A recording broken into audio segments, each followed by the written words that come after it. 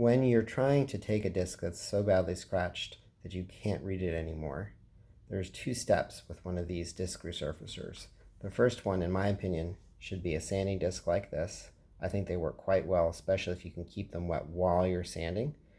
If you don't keep them wet, they can get really hot and they can actually melt the disc. But if kept wet, these work really well, really quickly to remove the large surface scratches. Unfortunately, they leave the discs looking quite hazy. That haze, in my experience, doesn't seem to make much of a difference in terms of being able to read the discs, but it doesn't make them look so great. And unfortunately, we don't just care about readability, we also care about how they look, because if you're like me, once you're finished playing a game, you'd like to be able to sell it and buy something to replace it. So in order to do better than you can get with just the sanding discs, you need to do buffing. That's what these things are for. These buffing pads are basically just a surface to hold a polishing solution, which will get out the really fine scratches that have been left by the sandpaper.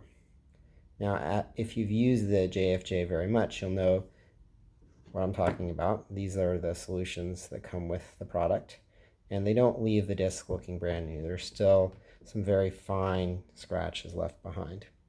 Now, a fellow on YouTube has been suggesting that this stuff here, this car wax, specifically car wax that has a cleaning product in it, so that it not only shines but also removes a little bit of material, might give a better result. And, maybe it's true. Maybe it is a slightly better result. But I have to say, it's definitely not going to look new. Now here's what the disc looks like. There's a little bit of junk on there. Ignore the little white spots. Here's what the disc looks like after being polished using the car wax. And, at a first glance, it looks okay. It's definitely smooth. But if you hold the light right, you can see that it's actually full of many, many little fine scratches. Certainly a new disc would never look anything like this. So this stuff here is not going to leave you with a disc that looks new. Now, does it look better than the JFJ stuff? Not necessarily. Does it cost less than the JFJ stuff? You betcha. This is like 12 bucks. I can't remember how much this stuff costs, but it was certainly way more than 12 bucks. Plus, you can just go to any auto parts store, or preferably Walmart, where it's even cheaper, and get yourself some more of it.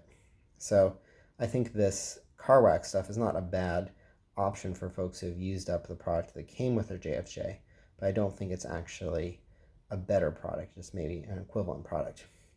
Now there's another product that's been recommended by some folks. PlastX. This is also a car polishing product, although it's really meant for headlights. And it might work better, it might not. Let's let you decide. So here we have two discs, and I apologize for the little bits of dirt on here. You ignore that and just look at the evidence of the really fine scratches. One of these discs has been cleaned with PlastX, and one of them has been cleaned with the car wax. Sadly, you can see very clearly both of them have lots of little fine scratches. So, maybe you think one of them looks better than the other.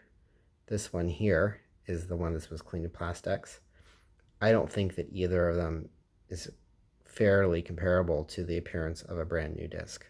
So I don't think that in the end, these products allow you to make the disc look brand new.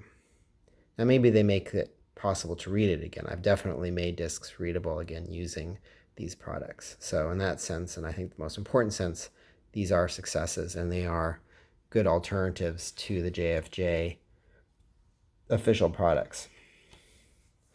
But in terms of the holy grail, having a disc go from so scratched it can't be read to looking brand new, I haven't been able to achieve it. I don't want to say it's impossible. I would love for someone to show me step by step with specific products their process that leads to getting this JFJ disc cleaner to produce brand new looking discs. But I kind of suspect that that is impossible. Prove me wrong, please. I'm begging you.